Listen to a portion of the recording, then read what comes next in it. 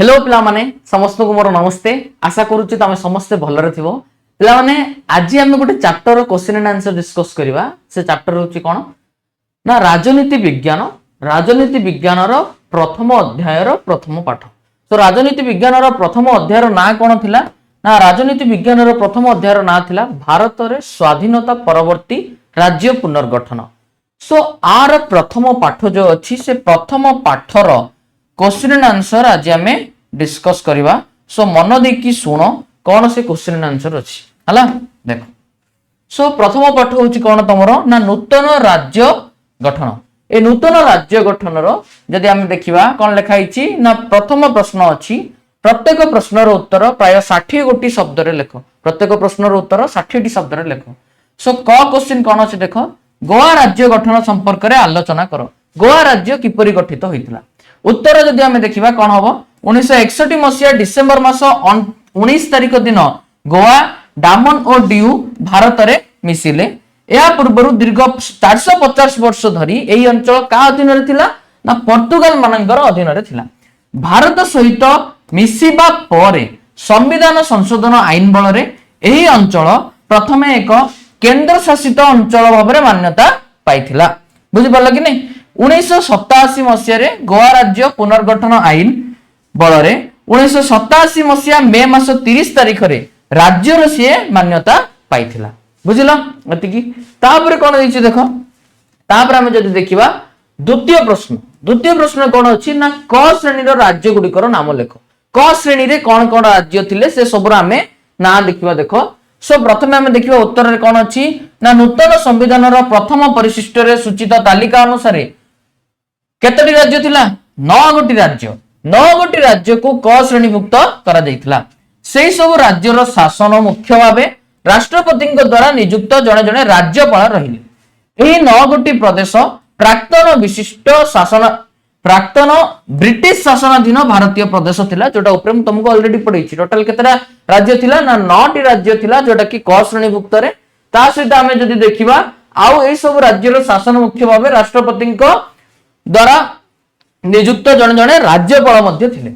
तापर हमें देखिबा कोन ना 1950 मसिया रे नूतन संविधान कार्यकारी हेबा परे एही राज्य नुहे प्रिंट मिस्टेक अछि। एही राज्य गुडिक क श्रेणीभुक्त राज्य गुडिक एही राज्य गुडिक हला बा एही राज्य गुडिक माने जो क श्रेणीभुक्त जति राज्य थिला से राज्य गुडिक हला कोन कोन आसाम, बिहार, बॉम्बे, मध्य प्रदेश, मद्रास, पंजाब, ओडिशा, संयुक्त प्रदेश और पश्चिम बंग। एतिकी होची कोन ना क श्रेणीभुक्त राज्य गुडिक। एटा पिला माने लेखनी काटि दियो हला डायरेक्ट एटु लिखि दियो।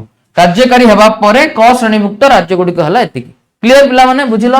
देन आफ्टर तापर हम देखिबा दिल्ली शासन व्यवस्था आलोचना करो। दिल्ली रे केमिति शासन चलतिला से संपर्क रे आलोचना करो।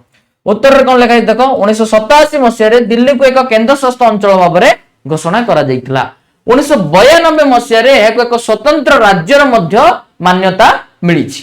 सो 1992 मसिया फेब्रुआरी 1 तारिख दिन ठारू संविधान रो धारा 239 क और 239 क ख अनुसार एवं 69तम संविधान संशोधन आईन बल रे संविधान रे ए नूतन व्यवस्था जोग करा जाई दिल्ली को जातीय राजधानी अंचल रो मान्यता मिलिछि।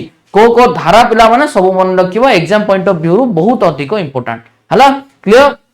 तापर देखो तापर हम देखिबा कोन ना 1993 मसिया पर ठारू कोन हिची ना दिल्ली पई गोटे विधान सभा अछि आ गोटे मंत्री परिषद मध्य व्यवस्था करा जायछि। कोन अछि विधान सभा अछि आ मंत्री परिषद व्यवस्था मध्य करा जायछि। केवल राज्य तालिकाभुक्त तीनोटी विषय यथा आईन और शांति श्रृंखला रक्षा, पुलिस और जमी जमा विषय व्यतीत अन्य समस्त विषय रे आईन प्रणयन क्षमता दिल्ली विधानसभा रो अछि हला। दिल्ली विधानसभा रो क्षमता आ सब विषय रे अछि खाली तीनोटी विषय को छाड़ देले आईन और शांति श्रृंखला रक्षा, पुलिस और जमी जमा विषय। दिल्ली रो शासन मुख्य होउचंती राष्ट्रपति द्वारा नियुक्त जणे उपराज्यपाल बा लेफ्टिनेंट गवर्नर। क्लियर। एतिकी क्वेश्चन बुझी पड़लो भल से पाठ पढिबो।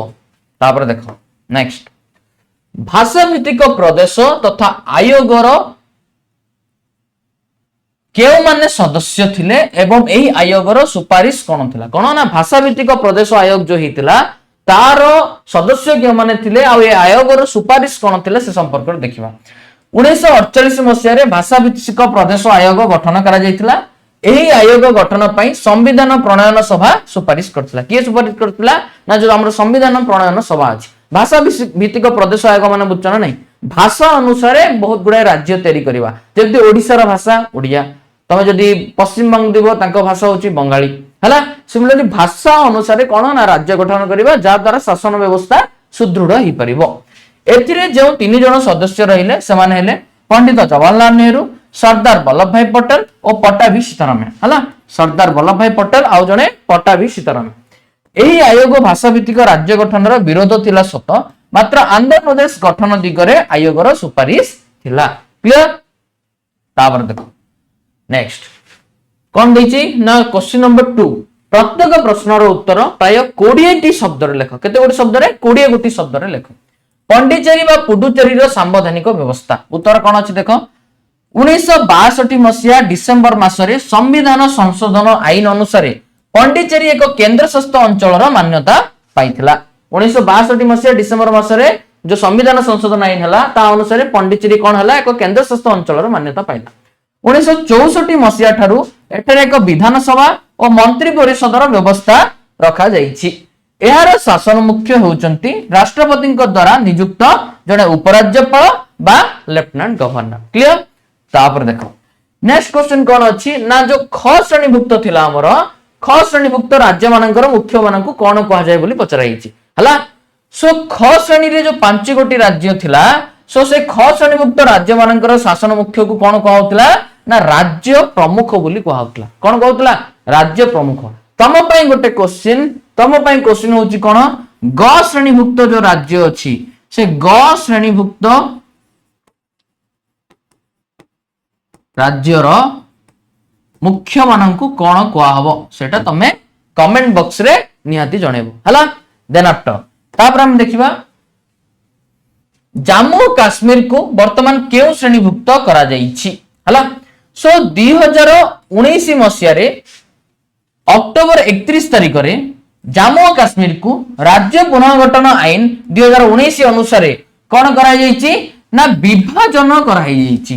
कोन करा जाइतला? जम्मू काश्मीर को विभाजन करा जाइतला। जम्मू काश्मीर एवं लद्दाख नामक दुईटी केंद्र शासित अंचल भाबे गठित होईछि। फल आम देश में केंद्र शासित अंचल संख्या 7 रु 9 को वृद्धि पाई। माने एक्चुअली कौन है 2019 मसीह अक्टोबर 31 तारीख रे जम्मू काश्मीर को राज्य पुनर्गठन आईन 2019 अनुसार कौन कराई ना विभाजन करा जाइतला हला। एटा किछ लिखिबा दरकार नहीं, लिखिदबो खाली विभाजन करा जाइतला। जम्मू काश्मीर एवं लद्दाख नामक दुईटी केंद्र शासित अंचल भाबे गठित होईछि। ता सहित आम देश में केंद्र शासित अंचल वर्तमान 7 रु 9 को वृद्धि पाई। बुझी पारला? एटा होची जम्मू काश्मीर वर्तमान केउ श्रेणीभुक्त अछि। बुझिला पिला माने?